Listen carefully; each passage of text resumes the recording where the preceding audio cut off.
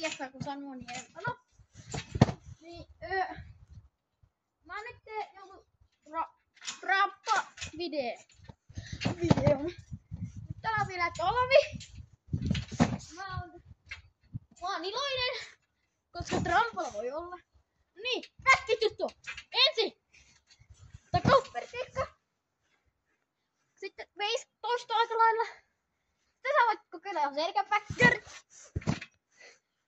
Niitäkin aika lailla voi sitten noin.